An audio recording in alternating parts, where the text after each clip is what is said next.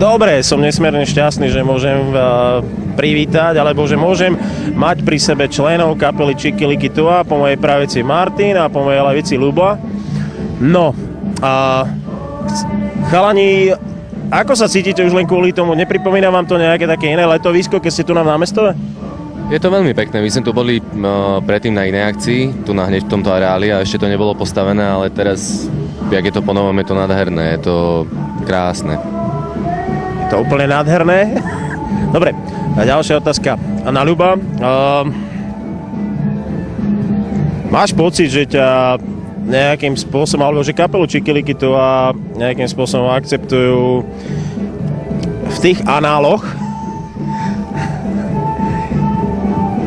Ako to bolo pred 5 rokmi? Predsa len je to trošku taká, vy ste sa prakticky vyselektovali, povedali ste, že nechcem ísť nejakou takou úplne cestou, kde by vás niekde škatulkovala nejaká tá, hovorím tomu, slovenská smotánka, ale povedali ste si, chceme robiť niečo také, čo nás baví.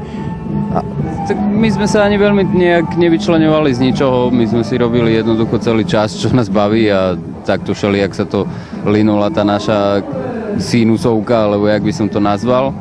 Ale myslím si, že stále sú tu ľudia, ktorí to majú radi a ktorí chodia na tie koncerty a máme od nich podporu a tak ďalej a v konečnom dôsledku robíme to stále len pre nich, aj keď to znie ako úplne klišé tá veta, čo som teraz povedal, ale naozaj je to tak, no proste máme radi tých ľudí a máme radi tie koncerty a sme hlavne koncertná kapela, jak si môžu ľudia všimnúť, keď si niekedy prečítajú nejaké výpisy koncertov na našich stránkach, že naozaj toho jazdíme celkom slušne. Takže myslím si, že stále to žije, stále to funguje, ľudia sa tešia, my takisto. Že ako to robíte, že vás akceptuje napríklad aj popová, aj tá extrémnejšia scéna? Toto za nich neviem povedať, ale ono to asi bude tým, že nie je to definovateľné to, čo hráme. A tým pádom sa stal zázrak a v našom prípade vlastne tá výnimka potvrdzuje pravidlo, že ak tí ľudia niečomu veria, niečo robia a hlavne ak to zaujme ľudí, myslím tým ako ľudí, ktorí naozaj na tej akcie jazdia, čiže nie len to, jak si vravel, tak tedy to funguje. A potom to si z toho robíme vždy takú srandu, že niekedy sa niektorí aj boja, alebo si myslia, že vieme hrať.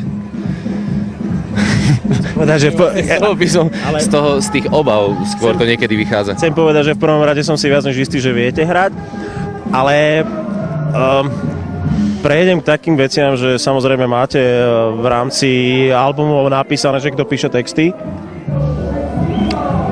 Kto píše texty? Tak vo valnej väčšine to píše Martin všetko a zo pár textov tam mám ešte aj ja. Ale je to naozaj pár, aby som bol úplne presný. No a ešte niektorí bývalí členovia našeho monumentálneho zoskupenia tam tiež majú nejaké texty, ale akože v tej najvalnejšej väčšine, ja neviem, možno 98%, aby som to nejak štatisticky vyjadril, tak to sú Martinové veci kompletka, no. A ešte vieš čo, ja by som sa vrátil ešte k tomu, že prečo nás akceptujú, tak mňa ešte napadlo také, že možno, že nás akceptujú aj preto, lebo v rámci toho, že už hráme celkom akože nejaký ten rok a v podstate celá tá áčková alebo popová scéna slovenská, tak so všetkými tými ľuďmi sme sa už niekde stretli a naozaj sme sa s nimi stretli pred mnohými rokmi, kedy to sme sa smiali niekedy, že keď nám Zuzka Smatanová robila predkapelu alebo Desmond, keď nám robili predkapelu a tak ďalej. Čiže naozaj sa poznáme za tie roky celkom dobre so všetkými tými ľuďmi a naozaj tam je to čisté, že oni vidia, že pracujeme rovnako tvrdo ako oni, alebo jak by som to nazval, čiže možno aj to nejak. Chalani, na Čikiliky Tua sa mi páči jedna vec, hlavne v oblasti textov, že nepotrebujete nejaké básnické formy na to, aby ste trafili do čierneho. Koho to napadlo, že láska moja desí? Toto je môj počin konkrétne. Máme totiž ešte takú jednu sekciu, ktorú voláme Čikiliky Tua projekty a to je takých strašne veľa kapiel, cez 20 kapiel rôznych žánrov a je to spojené ešte aj s takým trošku divadelnejším prejavom a tak ďalej.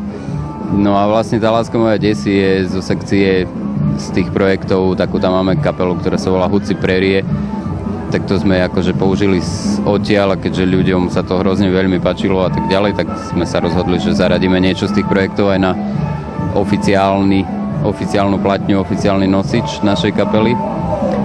No a takto to vzniklo, ale tak nebolo to nejaké extra veľké trápenie nad tým, to proste bolo normálna vec. Je to taký šarišský akože dialekt?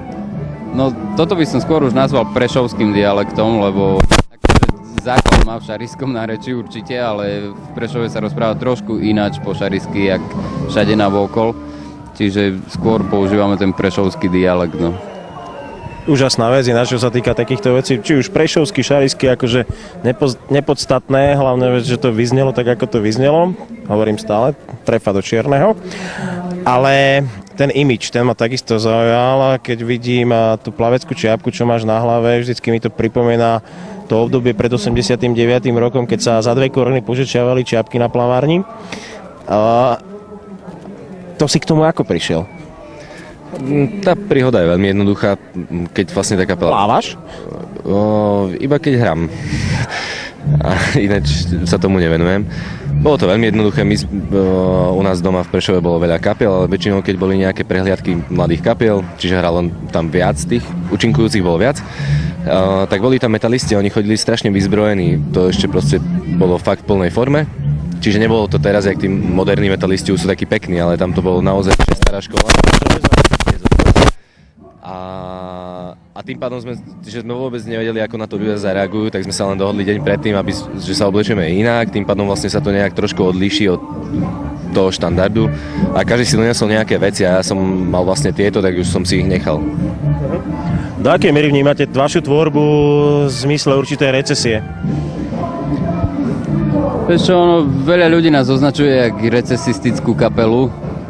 A slovo recesia už som počul v spojení s názvom Čikiliky tu aj nespočetne krát, ale ja si nemyslím, že to je až taká recesia, ja si myslím, že to je skôr také obyčajné pomenovanie bežných vecí a bežných zážitkov, ktoré ľudia zažívajú, myslím tým obyčajných ľudí, nie takých nejakých z horných 10 000 a neviem čo. No a v rámci toho, že je to takto podané a povedané temer úplne napriamo a je to aj veľký komprimát všetkých tých point, proste človek tam nemá veľké šance na nejaké podobenstva a neviem, aké alegórie, proste normálne to dostaneš pľask medzi oči a vybavené a ľudia sa s tým konfrontujú veľmi jednoducho, väčšinou sa z toho smejú, ono je to taký možno paradox života, no už idem. Je to možno veľa básnických pojmov si teraz použil. Je to možno taký paradox života, ale naozaj akože ľudí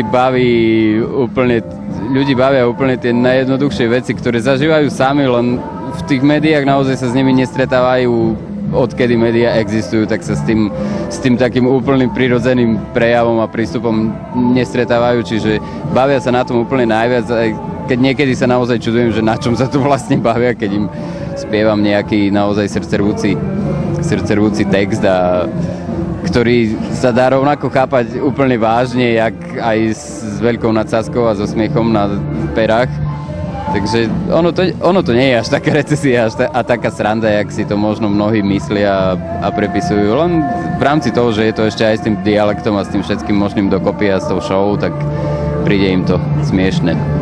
Chlapi, ideme si udobriť osobu, ktorá tu síce nie je, ale spieva sa, alebo alespoň spomínate o vašich textoch, takže pozdravujeme z tohto miesta Kamila Peteraja.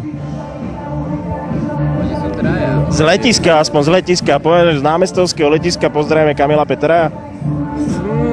Môžeme, teoreticky, len... Takže skúsime, že z letiska zdraví Kamil Peteraj, všetci traja, hej, teraz. 3, 4, z letiska zdraví Kamil Peteraj.